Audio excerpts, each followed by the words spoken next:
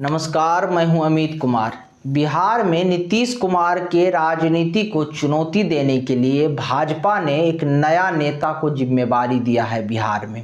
क्या ये नेता बिहार में नीतीश कुमार को चुनौती दे पाएंगे? 2024 के लिहाजा से नीतीश कुमार बहुत मायने रखते हैं। नीतीश कुमार जो भी कदम उठाएंगे राजनीति में 2024 के लोकसभा चुनाव में उसका जो है आवाज सुनाई देगा या उसका 2024 के लोकसभा चुनाव पे असर पड़ेगा। अभी जो है पहले बिहार बीजेपी के प्रदेश अध्यक्ष थे संजय जायसवाल। संजय जायसवाल को हटा के जो है सम्राट चौधरी को बिहार बीजेपी का प्रदेश अध्यक्ष नियुक्त किया गया है। सम्राट चौधरी को नियुक्त करने के पीछे कारण रहा कि सम्राट चौधरी लगातार नीतीश कुमार पर हमलावर रहते हैं। वो लगातार आरजेडी नेता तेजस्वी यादव पर भी हमलावर रहते हैं और एक एग्रेसिव नेता के तौर पर वो जाने जाते हैं। एक अटैकिंग मूड में रहते हैं राजनीति में वो। और बिहार बीजेपी की एक खामियाजा रही कि पूरे देश में तो आज बीजेपी का स्वर्णिम युग चल रहा है। केंद्र में उनकी सत्ता है, कई राज्यों में उनका सत्ता है, लेकिन बिहार में बीजेपी कोई नेता तैयार नहीं कर पाया। बिहार में बीजेपी जो है कोई ऐसा नेता नहीं तैयार कर पाया जो नीतीश कुमार को या लालू यादव या तेजस्वी यादव आरजेडी को जो है चुनौती दे सके। उनके सामने एक एग्रेसिव वे में, अब याद कीजिए आप 2017 के बाद जब नीतीश कुमार जो है आरजेडी से एक बार अलग हुए थे, उस समय तेजस्वी यादव बहुत ज़्यादा एग्रेसिव नेता के तौर पर उतना कुछ तेजस्वी यादव के आसपास जो है ना आरजेडी नहीं नाचती थी। उस समय भी आरजेडी के तमाम जो है चीज़ें जो थे या लोग जो है अधिकतर लालू यादव को ही जानते थे और लालू यादव को ही जो है के इर्द गिर्द जो है आरजेडी के सत्ता या उनका जो वोट बैंक है नाचता था। लेकिन तेजस्वी यादव ने अपने आप को जिस प्रकार से पेश किया और जिस प्रकार से वो वर्तमान सत्ता नीतीश कुमार पर जो है हमलावर हुए और जिस प्रकार से उन्होंने कमान संभाला, 2020 के विधानसभा चुनाव आते आते तेजस्वी यादव बिहार के विपक्ष के सबसे बड़े चेहरा के तौर पर उभरने लगे। और इसमें कारण था कि वो सरकार से सवाल करते थे।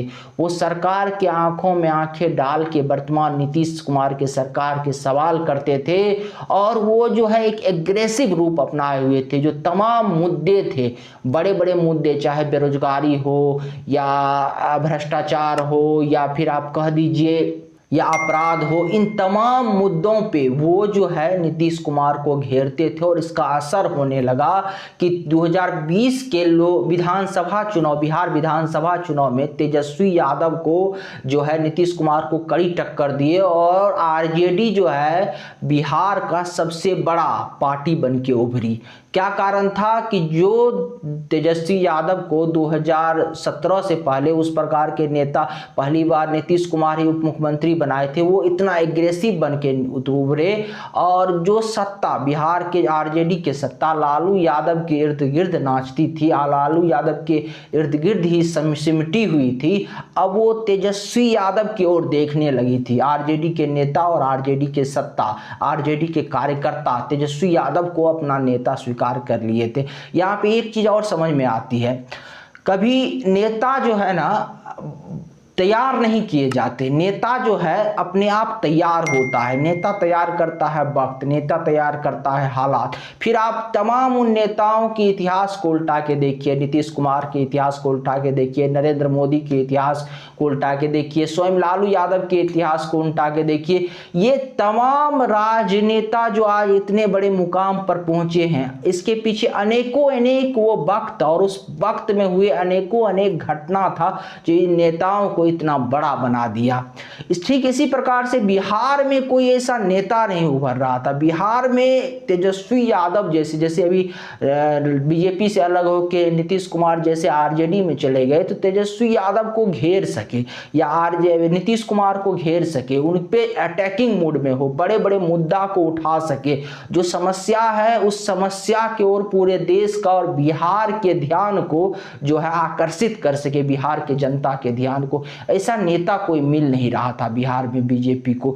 बीजेपी ने कई नेताओं पे ट्राई किया, ठीक है, सुशील मोदी पहले थे, फिर 2 डिप्टी सीएम बनाए गए, दोनों डिप्टी सीएम को भी ट्राई किया गया, संजय जायसवाल को ट्राई किया गया, लेकिन कहीं ना कहीं वो चीज़ें नज़र नहीं आ रही थी। लेकिन पिछले कुछ दिनों से आप देखिए तो जब बीजेपी के साथ नीतीश कुमार थे उस समय भी सम्राट चौधरी जो है लगातार नीतीश कुमार पर हमलावर थे और नीतीश कुमार पे सवाल खड़ा कर रहे थे। और इसके बाद जो है नीतीश कुमार पर सवाल खड़ा करने के बाद जो है सम्राट चौधरी को जो है आज इतना बड़ा जो है बिहार बीजेपी का प्रदेश अध्यक्ष बनाया गया।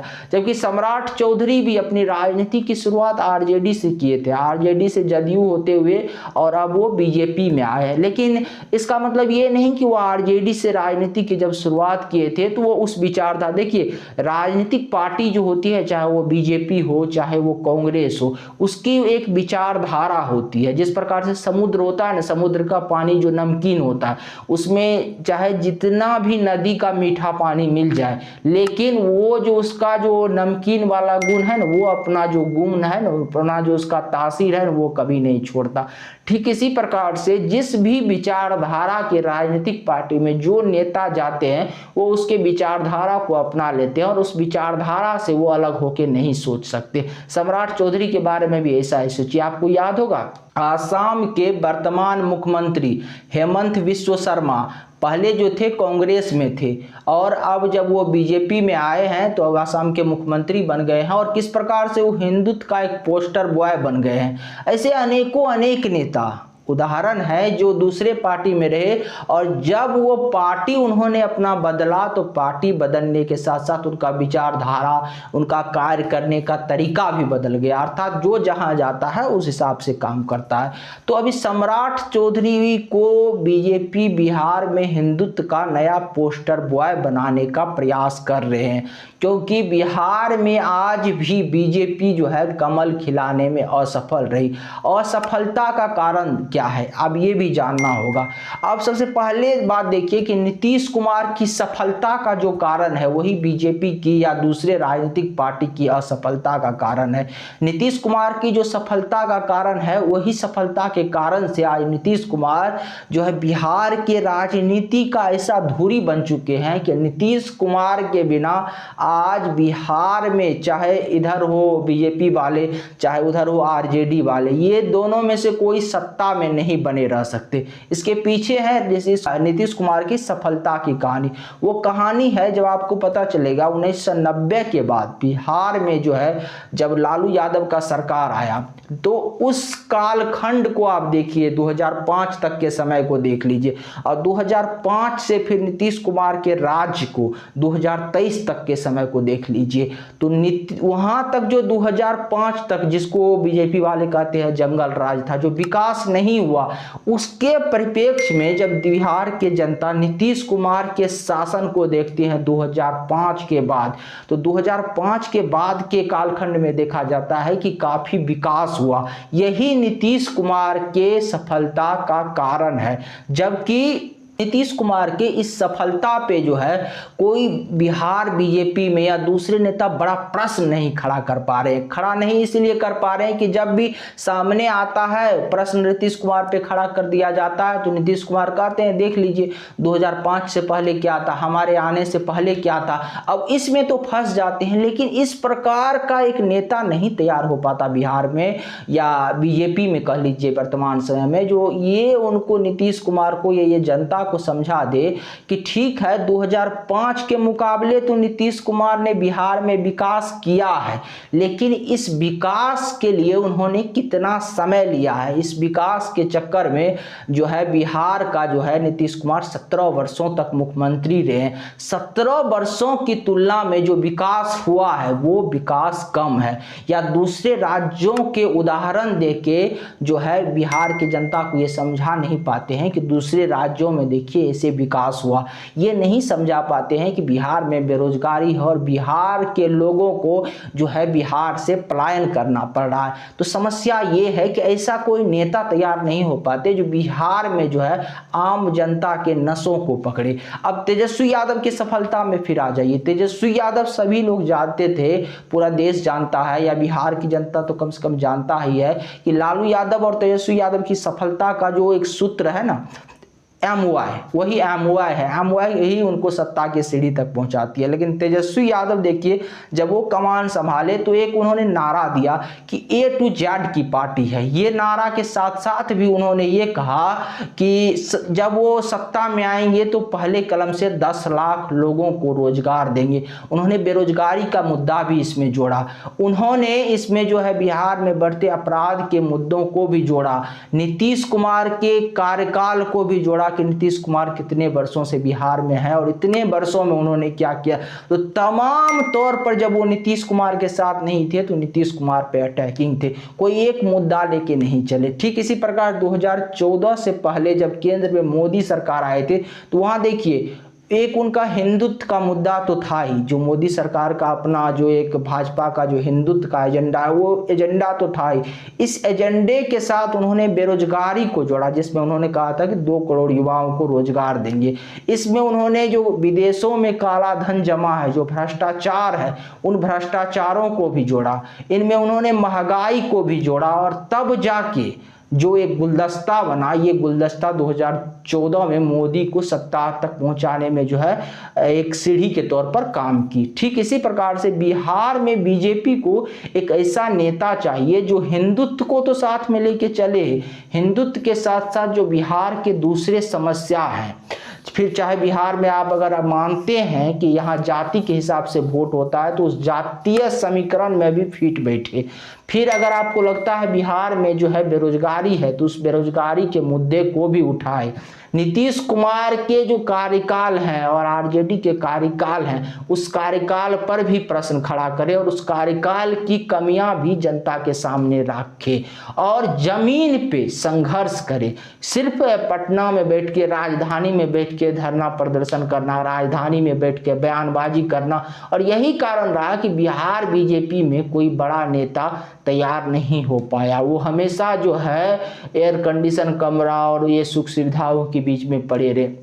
अब सम्राट चौधरी को जिम्मेवारी देने के पीछे यही सबसे बड़ा वजह रहा कि सम्राट चौधरी की कर्मठता, सम्राट चौधरी सक्रिय रहते हैं, आंदोलन करते हैं, बेबाकी से जो है विधानसभा हो या विधानसभा के बाहर हो नीतीश कुमार पे प्रश्न खड़ा करते हैं। ये तमाम चीज़ें हैं जो सम्राट चौधरी में उन जनता को, जो जनता अगर नीतीश कुमार जो है जदयू का विलय आरजेडी में कर भी देते हैं तो वो जनता जो आरजेडी में नहीं जाना चाहते वो सम्राट चौधरी जैसे जो बिहार बीजेपी के नेता है उसमें जो है अपना जो है भविष्य देखे, वो उसमें जो है अपनी बातों को देखे, वो जो है उनसे सहमत हो और वो उनके तरफ मूव करे।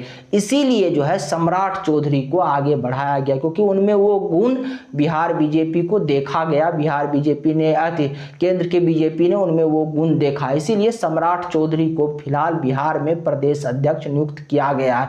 आगे देखने वाली बात होगी कि क्या सम्राट चौधरी किस प्रकार से जो है नीतीश कुमार को चुनौती देते हैं और कितने मुश्किल जो है नीतीश कुमार और तेजस्वी यादव के सामने प्रस्तुत कर पाते हैं। अगर आपको हमारी जानकारी अच्छी लगी तो चैनल को सब्सक्राइब कीजिए, वीडियो को शेयर कीजिए। नमस्कार, धन्यवाद।